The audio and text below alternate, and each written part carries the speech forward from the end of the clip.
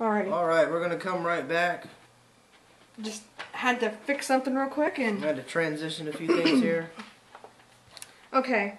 And, so the Romans took over most of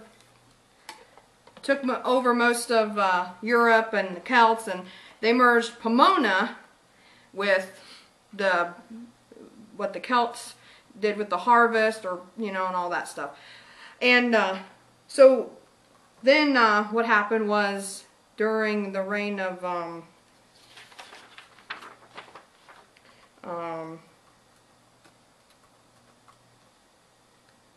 when Constantine, the Roman leader Constantine, when he became Christianized all of Rome, that's how the paganism, the Druids, the Pomona merged with Christianity. And the next clip we're going to play talks about how the Catholic Church created All Saints' Day and All Souls' Day to try to get rid of Halloween. And it didn't work it didn't work. It's still around. We'll be able to post links to these audio clips, right? Yeah. They're on YouTube. All you have to do is type in history, history of Halloween, and it'll bring up the 5 videos from it. By the 8th century, the Church had had enough of trying to accommodate the pagans. Pope Gregory III decided to challenge pagan beliefs head-on by turning their most important holiday, Samhain, into a day of the Church. November 1st was claimed as All Saints' Day, a day to honor those Christian saints who did not already have a Saints' Day of their own. All Saints' Day is also known as All Hallows' Day, the word hallow being equivalent to saint. It was the eve of All Hallows that became known as All Hallows' Evening, and through a corruption of the evening, Hallow Eve, we got the contemporary word Halloween. In the 10th century, the Church took its campaign one step further. It declared November 2nd to be All Souls' Day, a day to remember everyone, saint or not, who died in the last year. It was a direct appropriation of Samhain. But it would take more than that to loosen the grip of age-old traditions. The practice that concerned them most was witchcraft. Witches were a long-time symbol to the Church of the very worst of paganism, especially at Samhain time. The word witch comes from the Old English Wicca, or wise one, usually a woman, and witches were long seen by the Church as unruly feminine powers who tapped into the darkest aspects of Halloween. In the 1400s, Church zealots hunted them down. Punishments were cruel. The presence of powerful women or sorcerers, witches, would have been particularly troubling to the Christian community and particularly troubling to the clergy. There's no question they would find that more reprehensible than anything else. And as the devil's handmaidens, witches were portrayed as gruesome, violent hags bent on evil and destruction.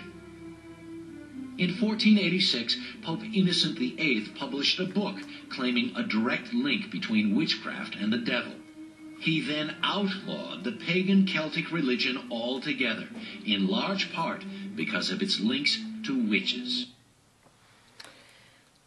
So now we're getting into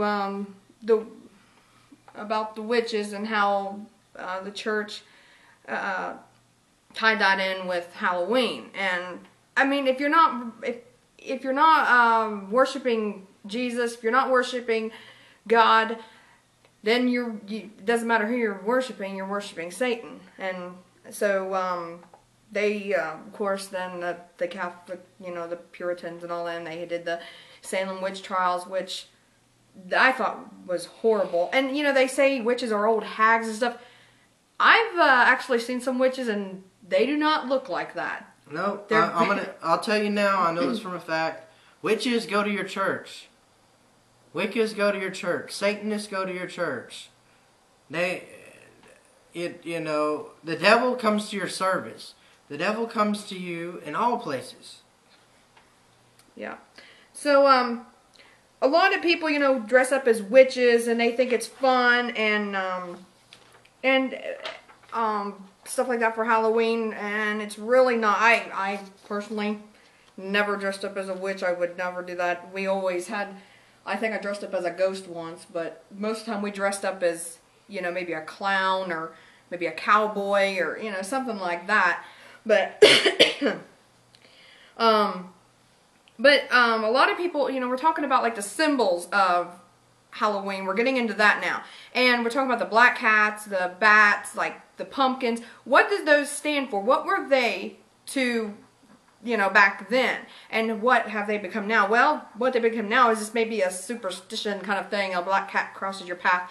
But actually, back in, the Middle Ages, said black cats have religious origins as well. Black cats were considered to be reincarnated beings with the ability to divine the future. During the Middle Ages, it was believed that witches could turn themselves into black cats.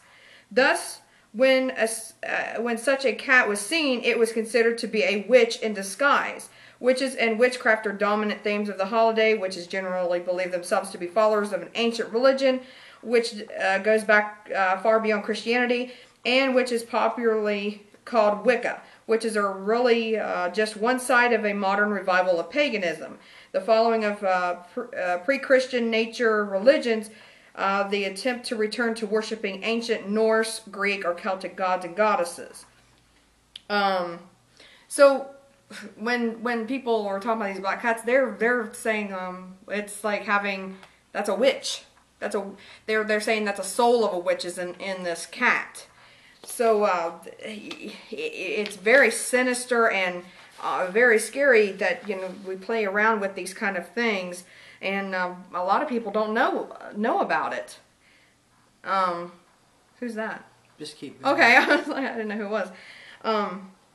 But the next clip we're going to play real fast, and then we're going to take a quick break. It talks about how Mexico celebrates Halloween. They have their own day. It's called Day of the Day of the Dead, and combines pagan and Christian elements. And we'll play this clip real fast, and then we'll go to a break and be right back.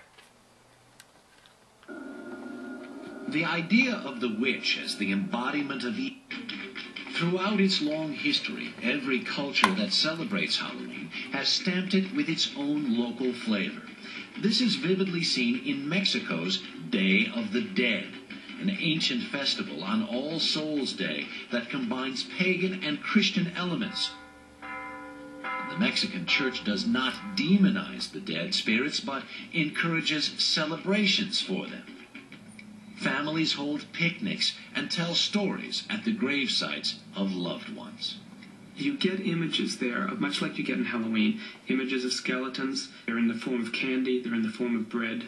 It is a kind of synthesis of pre-existing Indian traditions with Spanish influence, Spanish Catholic influence.